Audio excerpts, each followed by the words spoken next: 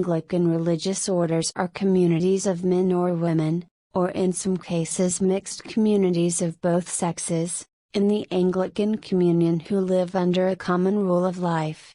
The members of religious orders take vows which often include the traditional monastic vows of poverty, chastity and obedience, or the ancient vow of stability, or sometimes a modern interpretation of some or all of these vows. Members may be laity or clergy, but most commonly include a mixture of both. They lead a common life of work and prayer, sometimes on a single site, sometimes spread over multiple locations. Titles: members of religious communities may be known as monks or nuns, particularly in those communities which require their members to live permanently in one location. They may be known as friars or sisters, a term used particularly, though not exclusively, by religious orders whose members are more active in the wider community, often living in smaller groups. Amongst the friars and sisters, the term mendicant is sometimes applied to orders whose members are geographically mobile, frequently moving between different small community houses. Brother and sister are common forms of address across all the communities. The titles Father and Mother or Reverend Father and Reverend Mother are commonly applied to the leader of a community, or sometimes more generally to all members who have been ordained as priests. In the Benedictine tradition, the formal titles Right Reverend and Very Reverend are sometimes applied to the abbot, leader, and prior, deputy leader, of the community. Benedictine communities sometimes apply the titles Dom and Dame to professed male and female members, rather than brother and sister. History overview: religious orders were dissolved by King Henry VIII when he separated the Church of England from papal primacy. In 1626, the saintly Nicholas Ferrer, a protégé of William Laud, 1573–1645, and his family established the Little Gidding community. Since there was no formal rule, such as the rule of Saint Benedict, no vows taken, and no enclosure, Little Gidding cannot be said to be a formal religious community, like a monastery, convent, or hermitage. The household had a routine according to High Church principles and the Book of Common Prayer. Fiercely denounced by the Puritans and denounced as Protestant nunnery and as an Arminian heresy, Little Gidding was attacked in a 1641 pamphlet entitled The Arminian Nunnery. The fame of the Ferrars and the Little Gidding community spread and they attracted visitors.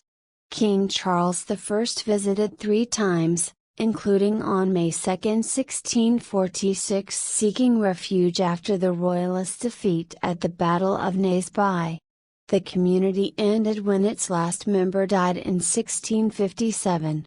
Although the Ferrer community remained a part of the Anglican ethos, Bishop Francis Sterner composed a memoir of Nicholas Ferrer prior to his death in 1700.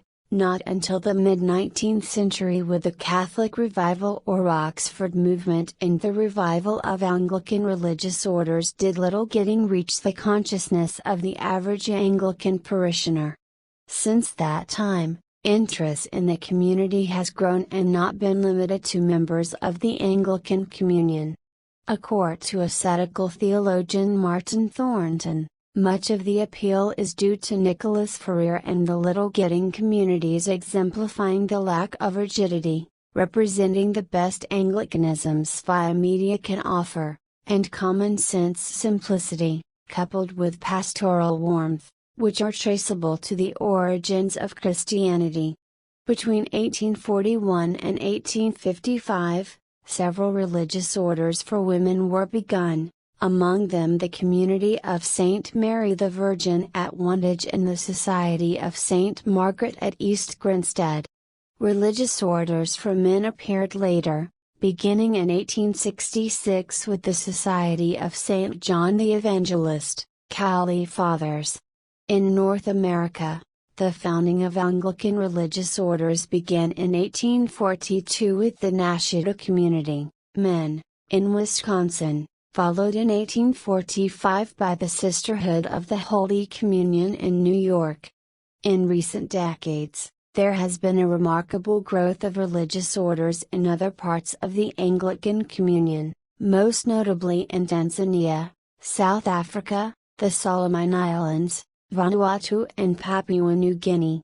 There are currently about 2,400 monks and nuns in the Anglican Communion, about 55% of whom are women and 45% of whom are men. Restoration. During the 3 centuries from dissolution to restoration, some views expressed a desire for the restoration of the religious life within Anglicanism. In 1829 the poet Robert Southey, in his Colloquies, trusts that 30 years hence this reproach also may be effaced, and England may have its beguines and its sisters of mercy. It is grievously in need of them. Practical efforts were made in the religious households of Nicholas Frere at Little Gidding, 1625, and of William Law at King's Cliff, 1743, and under Charles II, says Fr. Bede in his autobiography, about 12 Protestant ladies of gentle birth and considerable means founded a short-lived convent, with William Sancroft, then Dean of St. Paul's, for director. Southey's appeal had weight, and before the 30 years had passed, compassion for the needs of the destitute in great cities, and the impulse of a strong church revival, aroused a body of laymen, among whom were included William Gladstone, Sir T. D. Auckland, Mr. A. J. Beresford Hope, Lord Lyttelton and Lord John Manners, chairman, to exertions which restored sisterhoods to the Church of England. On March 26, 1845 the Park Village Community was set on foot in Regent's Park, London, to minister to the poor population of St. Pancras. The rule was compiled by Edward Pusey, who also gave spiritual supervision. In the Crimean War the Superior and other sisters went out as nurses with Florence Nightingale. The community afterwards united with the Devonport Sisters, founded by Miss Selwyn in 1849, and together they form what is known as Ascot Priory. The St. Thomas's Sisterhood at Oxford commenced in 1847, and the Mother Superior of the Holy Trinity Convent at Oxford, Marianne Hughes, dedicated herself before witnesses to such a life as early as 1841. Activity. 4 sisterhoods stand together as the largest, those of Clipper, Wantage, All Saints and East Grinstead, and the work of the first may stand as a specimen of that of others. The community of St. John Baptist at Clipper, near Windsor, arose in 1849 through the efforts of a Mrs. Tennant and the vicar, afterwards warden of the society, the Reverend T. T. Carter, to save fallen women. Under the first superior, Harriet Monsell, the numbers steadily grew and at the beginning of the 20th century were over 200. Their services to society and the church include 6 houses for fallen women, 7 orphanages, 9 elementary and high schools and colleges, 5 hospitals, mission work in 13 parishes and visiting in several married quarters of barracks. Many of these are notable institutions and their labors extend over a wide area. 2 of the settlements are in India and 2 in the United States. A list of 26 sisterhoods is given in the official yearbook of the CE 1900, to which may be added 10 institutions of deaconesses, many of whom live in community under a rule. The Episcopal Church of Scotland has 3 sisterhoods and they are found also in Toronto, St. John the Divine, Brisbane, Sacred Advent. The Yearbook, 1911, of the Episcopal Church of America mentions 18 American sisterhoods and 7 deaconess homes and training colleges. There are 3 Anglican religious communities in South Africa: the Community of the Resurrection of Our Lord in Grahamstown, St. Michael and All Angels in Bloemfontein, and St. John the Divine in Pietermaritzburg. Practically all Anglican sisterhoods originated in works of mercy, and this largely accounts for the rapidity with which they have won their way to the goodwill and confidence of the Church. Their number is believed to exceed 3,000, and the demand for their services is greater than the supply. Bishops are often their visitors, and church congresses, convocation and Lambeth conferences have given them encouragement and regulation. This change in sympathy, again, has gained a hearing from modern historians, who tend more and more to discredit the wholesale defamation of the dissolution period. This charitable activity, however, distinguishes the modern sister from the nuns of primitive and medieval times, who were cloistered and contemplative, and left external works to deaconesses, or to laywomen of a third order, or to the freer societies like the Beguines. Saint Vincent de Paul is considered to have begun a new era with his institution of Sisters of Charity in 1634. Another modern feature is the fuller recognition of family ties. Rule 29 of the Klepper Sisters directs that the sisters shall have free intercourse with relations, who may visit them at any time. But in most essential respects modern sisterhoods follow the ancient traditions. They devote themselves to the celibate life, have property in common, and observe a common rule of prayer, fellowship and work. Government is by a sister superior, assisted by various officers. The warden and chaplain are clergy, and the visitor is commonly a bishop. Types of orders and communities. Whilst there is no single central authority for all religious orders, and many member churches of the Anglican Communion have their own internal structures for recognizing and regulating religious orders, some central functions are performed by the Anglican Religious Communities Department at Church House, Westminster, the headquarters of the Church of England, Church Commissioners, General Synod, Archbishop's Council, and National Society. This department publishes the biannual Anglican Religious Life, a world directory of religious orders, and also maintains an official Anglican Communion website for religious orders. Anglican Religious Life defines 4 categories of community: traditional celibate religious orders and communities, orders and communities in which members take a vow of celibacy, amongst other vows, and follow a common rule of life. They may be enclosed and contemplative or open and engaged in apostolic works. Dispersed communities. These are orders or communities whose members, whilst taking vows, including celibacy, do not live together in community. In most cases the members are self-supporting and live alone, but follow the same rule of life, and meet together frequently in assemblies often known as chapter meetings. In some cases some members may share a common life in very small groups of 2 or 3.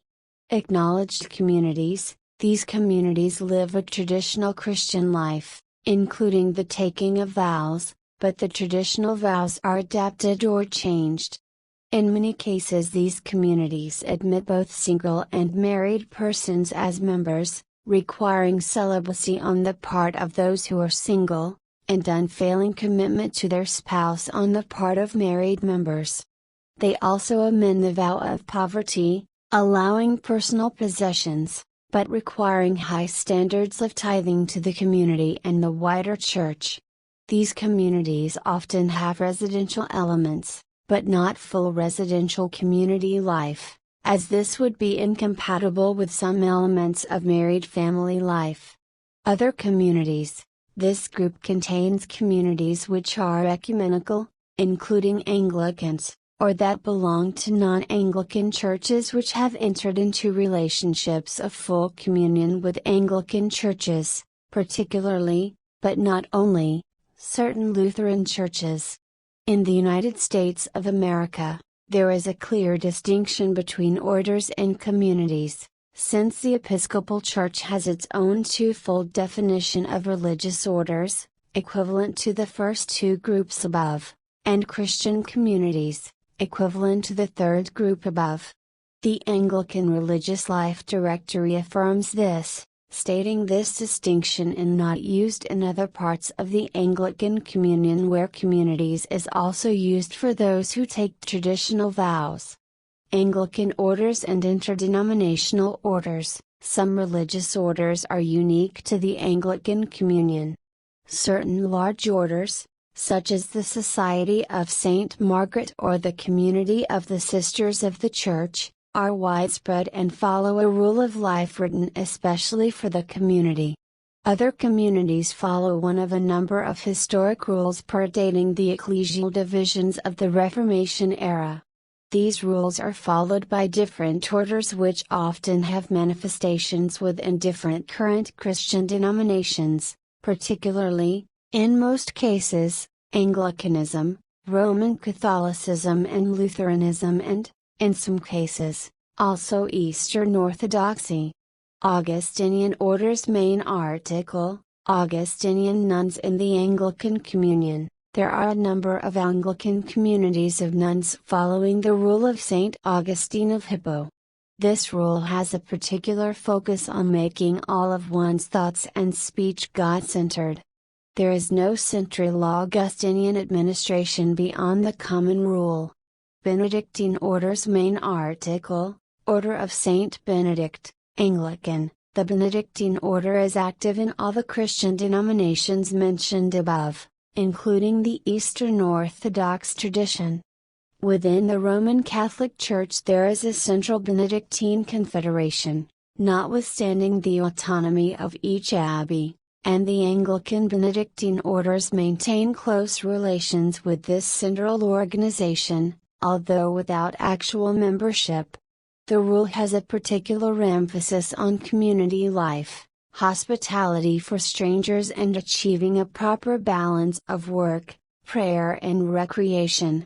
Carmelite Orders. The Carmelite rule has found more limited use in the Anglican Communion than some others.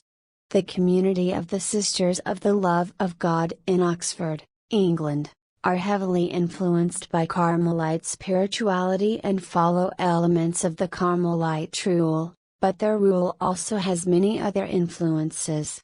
The Episcopal Carmel of St. Teresa in Maryland is a full expression of the Carmelite order and rule within Anglicanism, founded for that purpose with the support of the American House of Bishops. The sisters follow the Dispersed Carmelite rule and therefore use the post-nominal initials OCD. Cistercian Orders. Main article, Anglican Cistercians. Although a number of cloistered Cistercian orders have been founded within Anglicanism, none has proved enduring. The longest Cistercian experiment was the Community of El Monastery, 1966 to 2004. Some Anglican communities follow an adapted form of the Cistercian rule, and a single member of the former El Monastery lives as a Cistercian solitary. Since 2010 there exists the Order of Anglican Cistercians who enjoy an ecumenical link with the Roman Catholic Cistercians. Franciscan Orders. Main article, Franciscan Orders in the Anglican Communion. A number of Anglican religious orders follow the rule of Saint Francis of Assisi, although the Society of Saint Francis is the largest and most widespread. The rule has a particular focus on poverty and identifying with the poor and the destitute, as well as care of the environment and respect for all of creation.